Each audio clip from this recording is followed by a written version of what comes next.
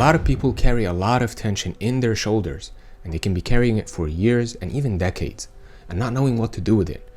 Doing something like getting a massage may remove the tension for a couple hours, but the tension comes right back in, and that is because it's signaling towards something in the unconscious mind that needs attention, healing, and processing.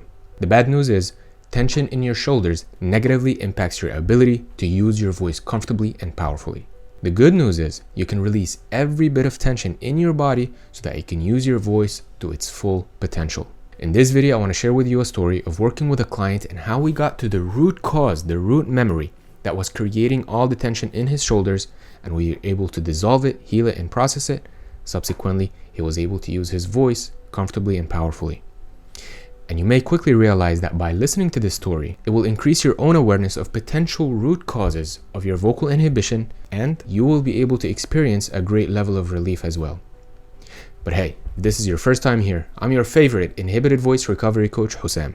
I help people go from socially anxious to socially confident through healing their voice psychologically and physically. This is something that I struggled with for over 2 decades, and I finally found sustainable solutions to help myself, and now I'm sharing with so many other people as well.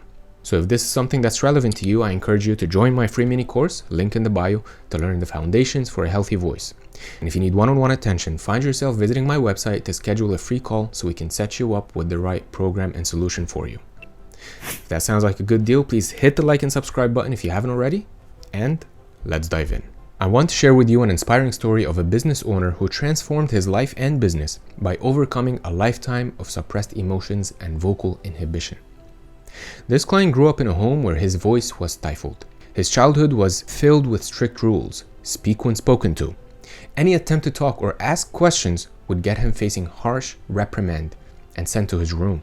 This constant and consistent discouragement left a deeper imprint on his self-image, his abilities and confidence, and his self-esteem. He automatically went on with life believing that his voice didn't matter. As we explored things further, we discovered that his mother was sort of a workaholic. She would come home late from work, go to her bedroom, close the door, and lock herself away. As a 6-year-old child, he was really longing for that parental connection after a day of not seeing his mom. So that child's strategy to deal with this situation was actually pretty creative. He would write pages and pages of what he wanted to communicate to his mom, and then he would hand it to her when he had the chance. So instead of using his verbal and vocal abilities as a child, he was trained to use written word instead, subsequently suppressing his ability to utilize his voice spontaneously and easily. My client came to me in his early 30s because he could not advance his company because people misunderstood his tone as he spoke. As he was giving presentations, he was misunderstood whenever he spoke to his employees. One of the things I admire about him is that he read so many books on communication, leadership, and public speaking. But like I always say, no matter how much brain knowledge you have, if this outlet is clogged, the world cannot receive the gifts you have to offer. In order for him to grow his business, he needed to be on point during onboarding calls, presentations, and making social media content in order to scale and serve more people with his business. But his voice, burdened by years of suppression, would often betray him, leaving him feeling anxious in his body, especially tightness in the throat that he would describe like a frog in his throat. You know how a frog makes this ribbiting sound, almost like a weird stifled vibration? I think it makes sense why people often associate that frog in the throat with vocal tightness, or feeling a knot in the throat, so to speak. In our session, we used an NLP technique called Map Across to completely transform the painful memory that was the root cause of the majority of the tension in his voice.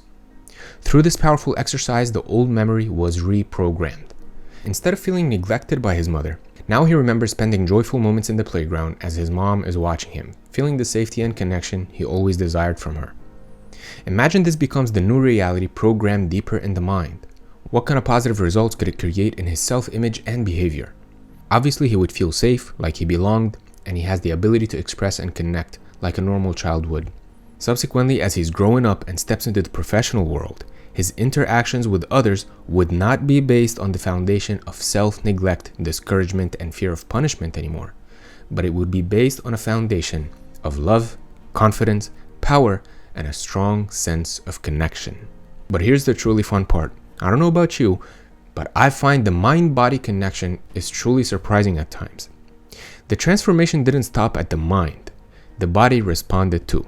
He felt a huge release in his shoulders as the transformation was happening in the mind, in a way that was too good to be true. In his words, "Wow, I felt a lot of release in my shoulders."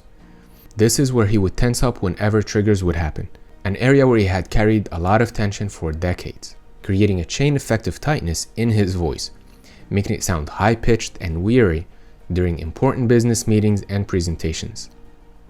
The good thing about healing these root causes is that it creates kind of a snowball effect in a positive way. The more comfortable the voice becomes, the easier it is to feel comfortable and safe in social interactions.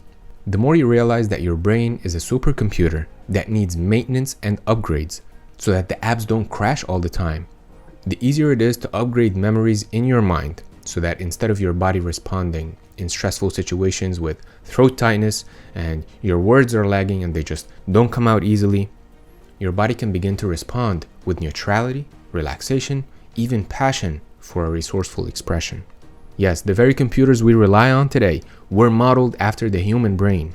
And just like with any computer, once you know how to operate its programming, you can adjust it to get the performance that you want, whether it's in business, mental health, or self-expression. As you watch these videos, notice how each one gives you a slightly different angle so that you'll gain a deeper awareness of the relationship between your voice and your emotional state. The more aware you become, the more comfort and control you gain over both your emotional state and the comfort in your voice. Your voice is the primary way for the world to receive the gifts you have to offer, and it's so important to pay attention to it. I hope you enjoyed this video and found it helpful. If you did, please smash the like and subscribe button if you haven't already. Leave a comment, let me know what you think. If you have any questions that I can potentially answer. With that, stay well, much love, I'll see you in the next video.